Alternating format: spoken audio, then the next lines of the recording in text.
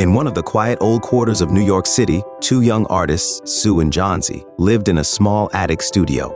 They shared their humble space. But one day, Johnsy fell ill. Strong yet suddenly fragile, she became a prisoner of an illness that stole her strength day by day. The doctors, powerless against pneumonia, said her chances of survival were slim. Johnsy began to lose hope, no longer believing in miracles.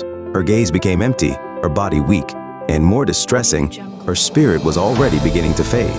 Sue, seeing her friend give up, tried to support her in every way she could. But the harder she tried, the more Johnsy withdrew.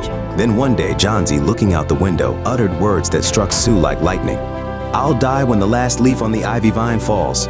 This was her belief, not in medicine, not in a miracle, but in that last leaf, which had become her link to life. In her mind, her fate was sealed. When the last leaf fell, she would be gone. Sue couldn't just sit by and watch. She knew she had to do something to bring back her friend's hope. And that's when their elderly neighbor Behrman stepped in to help. He was a painter, though not a successful one. His paintings had never found recognition, and his life seemed filled with nothing but disappointments. Yet despite this, Behrman was kind and generous. He had always been there for Sue and Johnsy in their difficult moments. Sue told him everything about Johnsy's belief in the last leaf. And Behrman, without hesitation, decided to help. But his help was unusual. One stormy night, as the wind and rain raged outside, Behrman took out his old brushes and paints and went to the wall outside Johnsy's window. With great difficulty, almost in darkness, he began to paint. He painted a leaf that would stay on the vine despite the storm.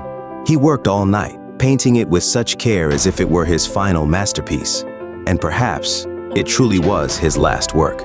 The next morning, as Johnsy lay in bed, she looked out the window and saw that the last leaf on the ivy vine still clung to the branch despite the wind and rain. It was a miracle. Her heart filled with newfound strength.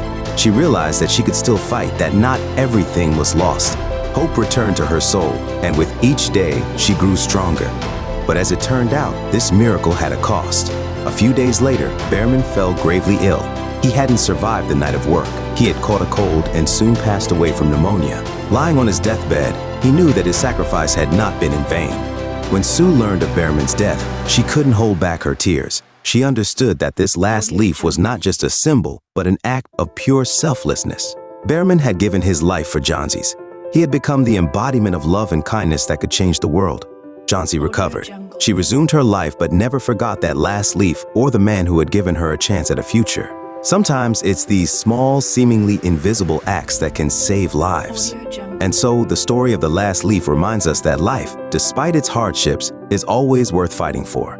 There will always be moments when one action, one act of kindness can change everything. And it's important to remember that there are people in the world willing to sacrifice themselves for others. Subscribe to our channel if you believe in the power of kindness and want to share that light with others. Each of us can be the one who gives hope. And it's important to remember that there are people in the world